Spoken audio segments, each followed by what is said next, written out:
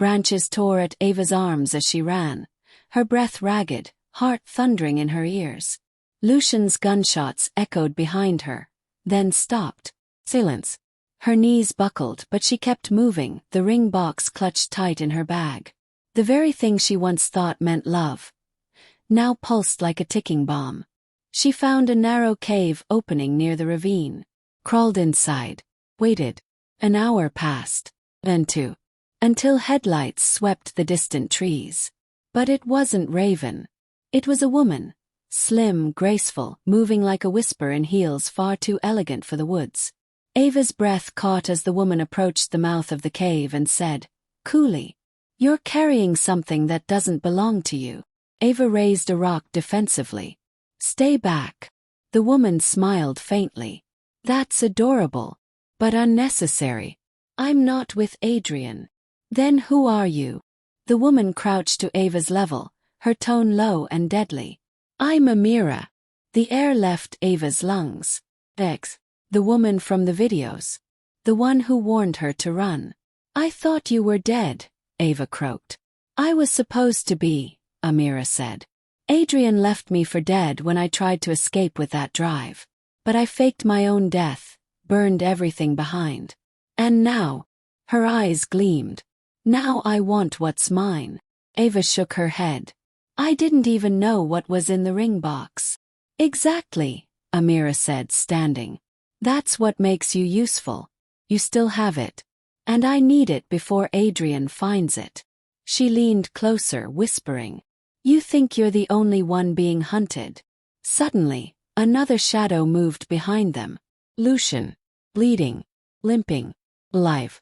His voice was gravel. "Don't trust her, Ava." Amira tilted her head. "Still playing bodyguard, Lucian? Or have you told her the rest?" Ava's voice cracked. "The rest?" Lucian's face went pale. Amira smiled. "Oh. He didn't tell you. He was the one who planted the flash drive in the ring box in the first place." Ava's world tilted. Lucian didn't deny it. Amira stepped back, letting the truth settle like ash. "You were never just an escape plan, Ava.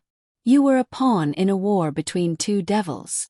Ava stared at Lucian, her throat dry. "You put the flash drive in the ring box?" Lucian winced. "It wasn't supposed to go like this." "Say it," she demanded. He looked up, shame on his face. "Yes, I did." Amira crossed her arms smugly. "He used you, just like Adrian used me. But at least I tried to warn you." Lucian stepped forward. "Adrian had that flash drive hidden in a Swiss vault. I stole it. I wanted to bury him. I just didn't expect to care about you, Ava." Ava laughed bitterly. "So I was just your delivery girl." "No," he said. "You became everything I never thought I'd protect again." Amira scoffed. "You're both pathetic. She doesn't need your guilt." Ava's voice was steel now. "You're right. I don't." Both turned to her. "I'm done being hunted. Done being lied to." She pulled the ring box out of her coat and opened it slowly. The flash drive gleamed under the moonlight. Lucian's eyes widened. "Ava, don't." She raised a hand. "If either of you move, I swear I'll smash it on a rock." Amira's lips parted in disbelief. "You wouldn't." "Watch me," Ava hissed. They froze. "Adrian thinks I'm weak. You both think I'm a means to an end. But neither of you have something I do now." They waited. "Choice." She shoved the flash drive into her boot and backed away. "I'm going to disappear. For real this time. And if anyone comes after me again, this drive goes public." Lucian moved, desperate. "Ava, you can't go alone." "I have to. You need to. I need to figure out who I am without all of you."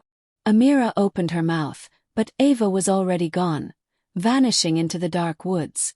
Back in Adrian's estate, Raven approached Adrian, eyes grim. "We lost her again. She's not with Lucian or Amira."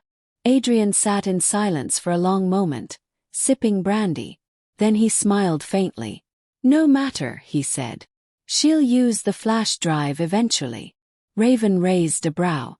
And when she does, Adrian's smile widened. It'll kill more than just me.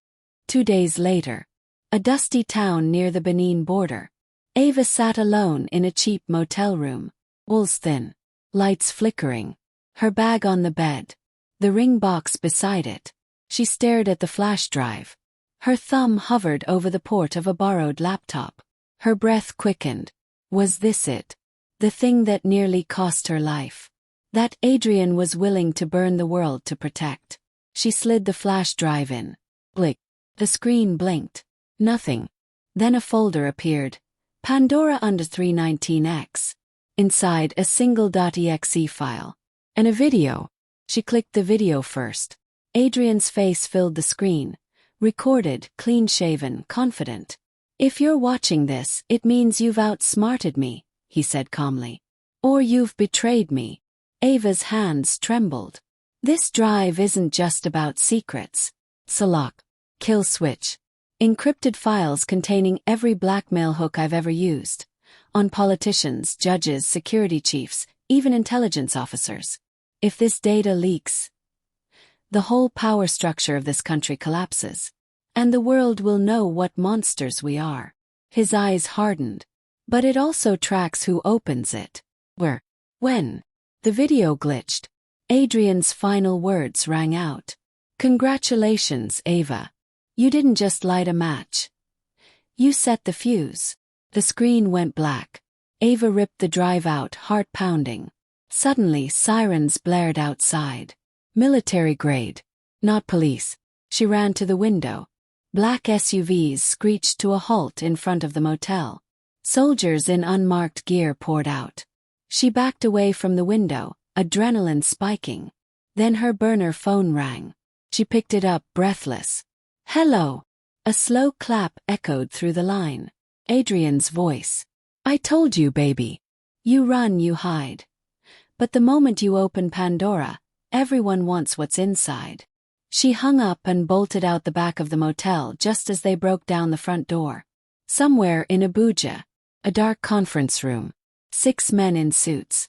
One screen. On it, a paused image of Ava's face from the motel CCTV. One man tapped the desk. She's seen everything. Another leaned forward. Then she dies.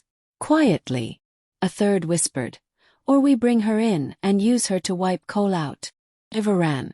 Through alleyways, down winding dirt roads, past open market stalls now abandoned under the weight of incoming chaos.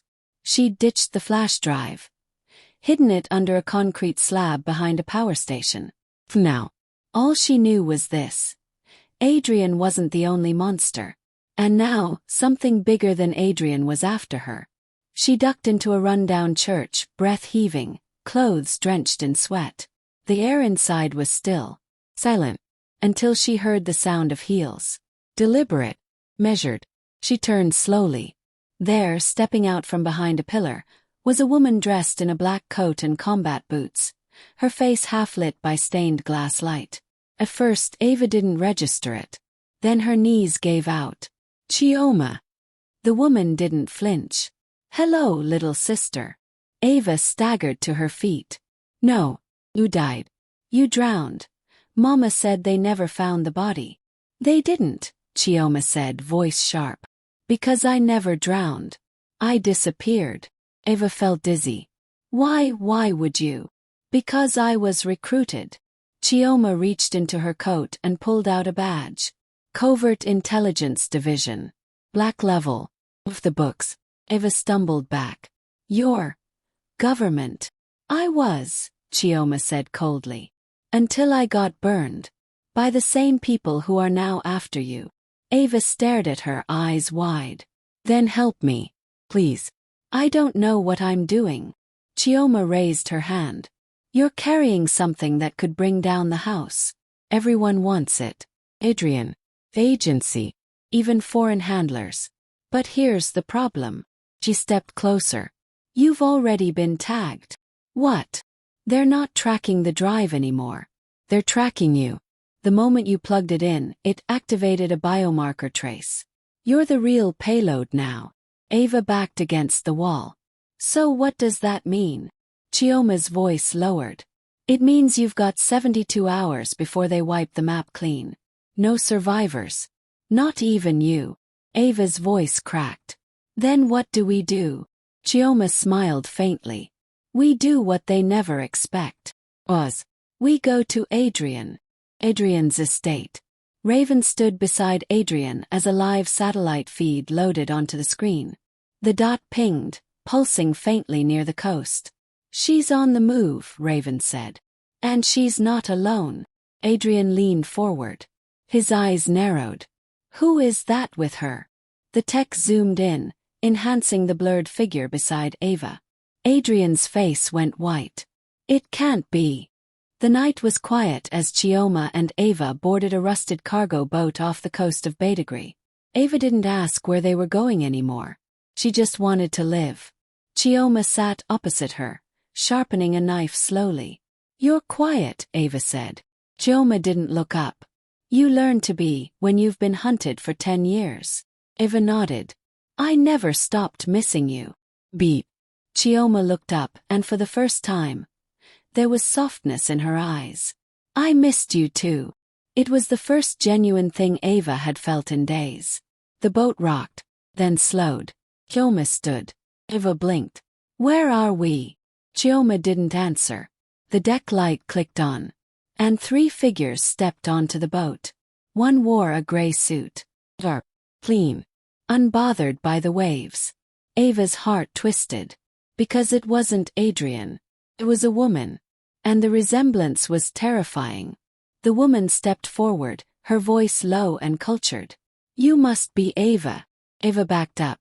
Who are you? Chioma answered flatly. She's Adrian's mother. Ava's knees nearly gave out. What is this? The woman smiled faintly. I'm not here to hurt you. I'm here to fix what my son couldn't. Ava turned to Chioma, horrified. You brought me here. Chioma didn't blink. There's more than one way to burn a dynasty. I didn't fake my death to save you, Ava. I did it to infiltrate her organization. The older woman chuckled. You really thought you were the only one with a plan? She raised her wrist, tapped a button on a sleek remote. Suddenly Ava's skin stung, like it was burning from the inside. She screamed, falling to her knees. Chioma turned away, emotionless. The woman's voice echoed. The biomarker Adrian embedded. It wasn't just for tracking. It was for control. Ava gasped, pain flashing through her veins. But don't worry, the woman added softly. We're not killing you. You're going to do something for me. Ava looked up through tears. Why? The woman crouched beside her. Because in 2 days Adrian is hosting a gathering. His final play to retake everything. We want in. Ava spat blood. Use someone else. The woman smiled. You're the only key that opens his vault. The only person he still wants alive. He stood. And once we're inside, you will help us kill my son. 2 nights later, Adrian Cole's estate glowed like a crown of fire against the midnight sky. Politicians, military elites, international power brokers, all gathered under the pretense of a legacy gala. Inside the ballroom, chandeliers shimmered above a silent tension. Men laughed with champagne flutes in hand, but their eyes never stopped scanning the room. And in the middle of it all Ava, dressed in black silk, hair swept up, a diamond choker around her neck, Adrian's mother's mark of ownership. Her heart thundered. She could feel Chioma watching from a balcony above, finger on the trigger. A red dot would appear on Adrian the moment Ava opened his private vault door. Just one more smile, one more step. She approached the mirrored corridor that led to his private chamber. A hidden biometric scanner lit green as she passed, the only person alive still registered to unlock the door. Then suddenly, a whisper. Ava! She spun. Adrian stood behind her, lone, alive, smiling. I knew you'd come. Her hand slid toward the small earpiece hidden in her bra, where Chioma was breathing, waiting for the signal. Adrian held up a phone. Live feed. Chioma on the balcony. A red dot hovering. Do you really think, Adrian said softly, my mother could use my own sister against me without me knowing? Ava's entire body went cold. Sister. Adrian's eyes gleamed. You didn't know. He stepped closer, slowly circling her. Chioma isn't your sister by blood, Ava. It is mine. My half-sister. And the only thing more dangerous than me is her with a broken heart. He tapped the phone. The feed changed to a darkened room. A man tied to a chair. Beaten. Barely conscious. Lucian. Alive. Adrian's voice dropped. She loved him. He chose you. She never forgave him. Ava's knees buckled. Adrian caught her. Now listen carefully, he whispered. You've been dancing for everyone. My mother. Oma. Lucian. Me. But now it's time to choose. He handed her a syringe. You can stab me again if you want. Kill me right here. She stared at it. But if you do, the feed goes public. And the world watches Lucian die in agony. If you don't, we walk into that ballroom together, and I burn every deal. I dismantle the empire. For you. Ava looked into his eyes. They were calm. It had come. And behind them, something else. Something terrifying. Genuine love. Twisted. But real. The earpiece crackled. Chioma's voice. Ava, what's the delay? Ava stood frozen between two wolves. Both blood. Both broken. And both obsessed with her. Ava held the syringe tightly in her palm. Her pulse thudding like a war drum. Adrian stood in front of her, dressed in black. His eyes calm. Dangerously calm. You can kill me right now, he said, voice soft. One jab. That's all it takes. Up above, on the upper balcony of the ballroom, Chioma lay prone behind the scope of her rifle. The red laser dot rested on Adrian's chest. Through the earpiece tucked into Ava's bra, Chioma's voice crackled. What are you waiting for? Do it. Or I shoot. But Ava didn't move. She looked Adrian in the eyes. Why aren't you stopping me? He gave a small smile. Because this is what you came for, isn't it? Freedom. Justice. Revenge. I'm giving you the chance. Ava's grip on the syringe trembled. You were going to propose to me that night, she whispered. He nodded. And you stabbed me instead. She swallowed hard. You threatened to kill me if I ever left. His voice darkened. Because I knew you'd find something I couldn't control. Her jaw clenched. You were hiding a ledger. Adrian's expression didn't change. My father's secrets. Men who built Legos from the shadows. Everything they've ever done is inside that box. You took it. The earpiece flared again. Ava, don't let him talk you down. You have the syringe. Use it. Ava blinked, suddenly still. Chioma, she said slowly. What's in this syringe? Oz. Then Chioma's voice came cold. Enough to make sure he doesn't wake up. Just stab. And walk away. Adrian's eyes flicked upward. You trust her. I don't know who to trust anymore, Ava murmured. He took a step forward. Then let me give you the truth. That woman. She doesn't want you free. She wants the ledger. And she'll kill you too once she gets it. Ava looked up toward the balcony. Chioma, is that true? Another pause. This one longer. Then Chioma said slowly. You know what's at stake. If that ledger gets leaked, people will come after you forever. Ava closed her eyes. That's not an answer. Adrian whispered. You were never her mission. You were a means to an end. Just like me. Suddenly, Chioma's voice turned sharp. Ava. Now or never.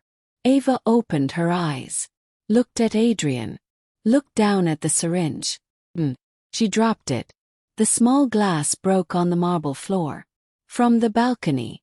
What have you done? Adrian looked up. She chose. Chioma's red dot flicked back onto Adrian's chest.